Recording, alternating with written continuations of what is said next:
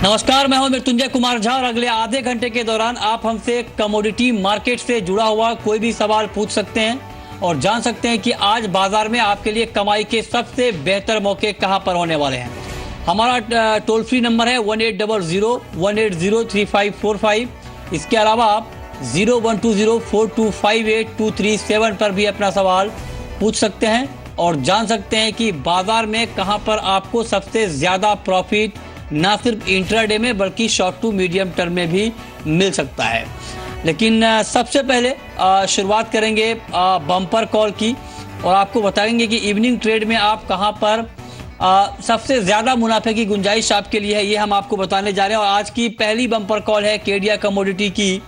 Gold जहां पर 31,600 के भाव पर बाइंग की राय दी गई है।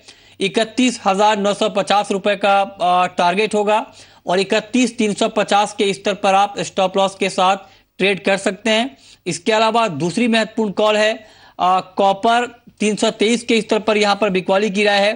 317 का टारगेट होगा और 326 के भाव पर आप स्टॉप लॉस के साथ ट्रेड कर सकते हैं। ये दो महत्वपूर्ण कॉल केडिया कमोडिटी की तरफ से।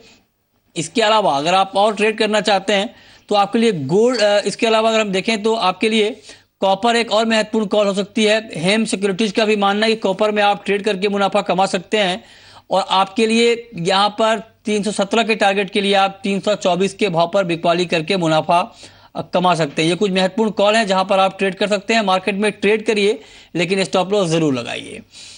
चलिए आगे बढ़ते हैं और अब शुरुआत करते हैं सवाल जवाब का। हमारे साथ कॉलर जुड़ चुके हैं। हमारे साथ पहले कॉलर हैं आलोक कुमार बिहार से और इनका सवाल जिंक के ऊपर है। आलोक, स्वागत है आपका कार्यक्रम में, पूछिए सवाल।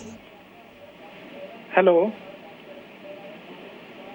हेलो आलोक, आप सुन पा रहे हैं? जी सुन रहे हैं सर। आलोक, आपकी आवाज आ रही है, सवाल पूछिए। आवाज आ रही है सर।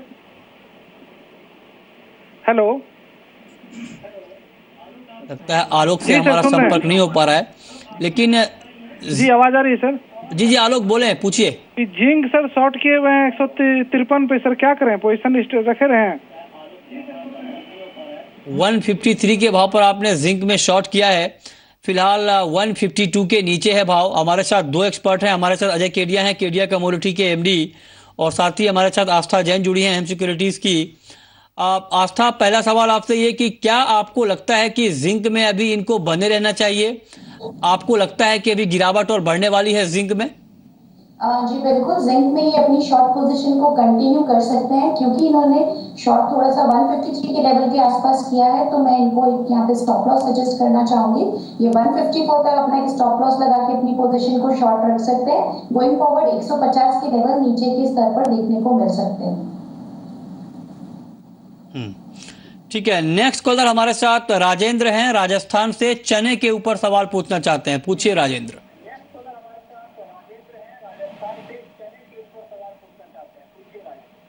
हाँ जी, चने का क्या भाव रहेगा सर, ये पूछ रहा हूँ मैं। तो चने का आउटलुक आप जानना चाहते हैं और आपको बता दें कि चने की कीमतों में जिस तरह से जोरदार तेजी आई थी, उसके बाद तमाम उपाय किए गए कीमतों को कम करने के लिए, और उसका इम्पैक्ट कहीं ना कहीं अब थोड़ा बहुत दिखना शुरू हुआ है।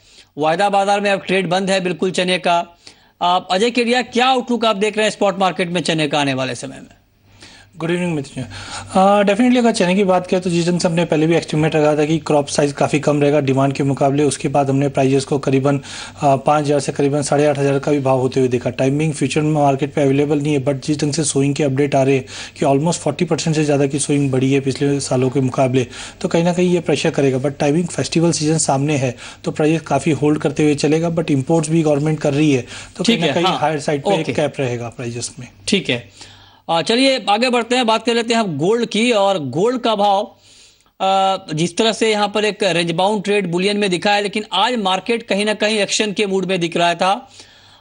ऐसे में अजय केडिया, गोल्ड के ऊपर आपका outlook short to medium term के लिए क्या होगा? डेफिनेटली मुझे आज अगर हम देखा जाए तो मॉर्निंग सेशन से मार्केट काफ़ी एक सीमित दायरे में और नेगेटिव ट्रेड कर रहा है। बट मुझे लगता है ब्रिटेन एग्जिट के बाद साथ में यूएस डॉलर में जो गिरावट हमने देखी थी वो कहीं ना कहीं प्राइजेस को सपोर्ट करे। इनफैक्ट कल भी हमने बैंक ऑफ इंग्लैंड की जो रेट कट देखी थी, कहीं ना कहीं मार्केट में पैसा और क्यूई जो स्टार्ट करेंगे कहीं ना कहीं इन्फ्लेशन कंसर्न को क्रिएट करेगा और गोल्ड में तेजी का रुख कंटिन्यू रहेगा। जो हम देखते हैं ऊपर में $1370-1390 तक दिखा सकता है।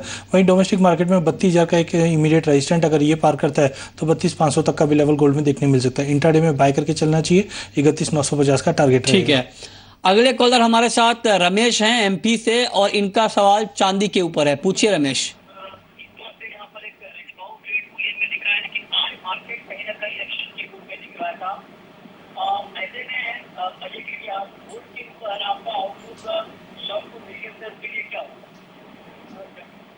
रमेश आपको आवाज आ रही है?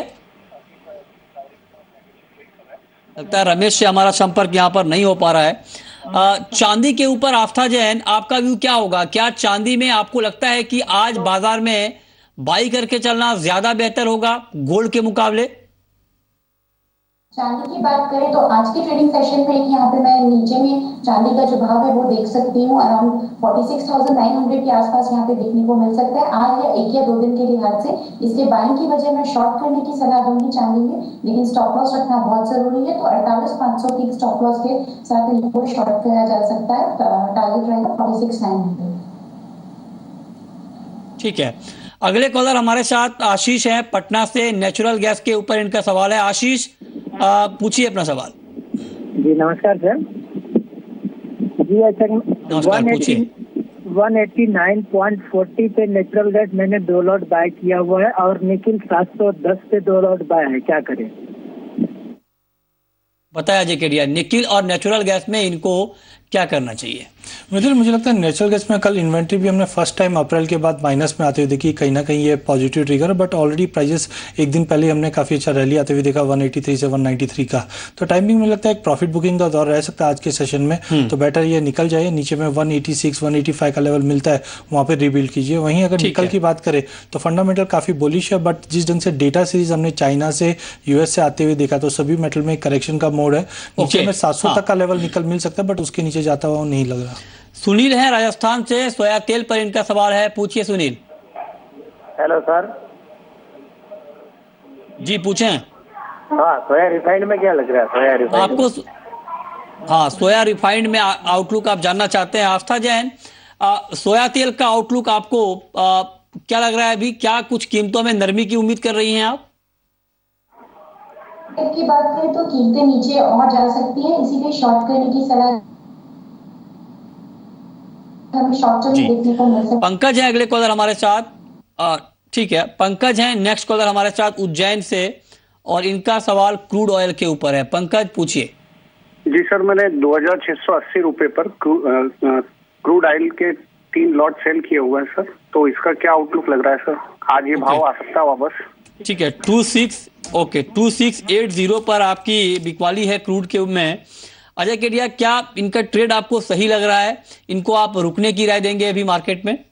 मुझे लगता है क्रूड जिस से हमने देखा कि इन्वेंट्री के बाद गैसोलीन में जो स्टॉक कम आया उसके बाद काफ़ी अच्छा जंप दिया। मुझे लगा टेक्निकली $40 के ऊपर पॉजिटिव है जो 4250 तक दिखा सकता है। वहीं डोमेस्टिक मार्केट में मुझे लगता है एक बार 2840-50 तक का जंप आएगा, तो बेटर आज इवनिंग सेशन में अगर इनको 2760-2750 तक का भी लेवल मिलता है वहाँ पर शॉर्ट से एक बार निकल जाना चाहिए। शॉर्ट टर्म में मुझे लगता है जंप रहेगा प्राइजेस में। ठीक है, आप कह रहे हैं कि शॉर्ट टर्म में कीमतों में जंप यहाँ पर देखने को मिल सकता है, इस पर भी आप नज़र बनाकर ट्रेड कर सकते हैं। लेकिन आस्था जैन, मेटल में आपका व्यू क्या होगा? आज के लिए आपकी top pick overall metal sector में क्या है?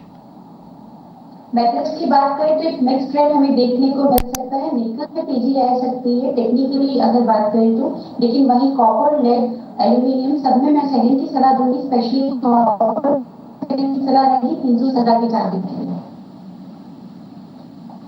लिए। ठीक है, ये आपने महत्वपूर्ण बात कही है। लेकिन अजय केडिया, अगर एग्री मार्केट की बात करें तो ग्वार एक ऐसी कमोडिटी है जहां पर हाल के दिनों में काफी उठापटक के हालात देखने को मिले हैं। मानसून की चाल अगस्त के महीने में भी अच्छी है, अब तक आगे भी अच्छी रहने की उम्मीद है। क्या ऐसे में ग्वार कीमतों पर अब आप कुछ दबाव देख रहे हैं? डेफिनेटली अगर हम देखा जाए ये जुलाई मंथ से देखा है तो मानसून काफ़ी लेट पहुंचा राजस्थान बेल्ट में, उसकी वजह से हमने देखा कि एकरेज में भी ड्रॉप आया क्योंकि पिछले 3 साल से प्राइजेस कहीं ज़्यादा मूव नहीं कर पा रहा था। बट अगस्त और सितंबर में जैसे प्रेडिक्शंस है कि मानसून अच्छा रहेगा तो कहीं ना कहीं थोड़ा अपसाइड में लगाम जरूर रहेगी प्राइजेस पे। बट ओवरऑल जो डेफिशिएंसी हुई है इस बार सोइंग में वो कहीं ना कहीं प्राइजेस को लॉन्ग टर्म में एक अच्छा सपोर्ट देगी, जो हम देखते हैं कि 6 से 6,500 का भाव जनवरी तक दिखा सकता है। शॉर्ट टर्म में हो सकता है वापस 3600 का लेवल दिखा दे बट उसके नीचे जाता हुआ नहीं दिखाई दे रहा।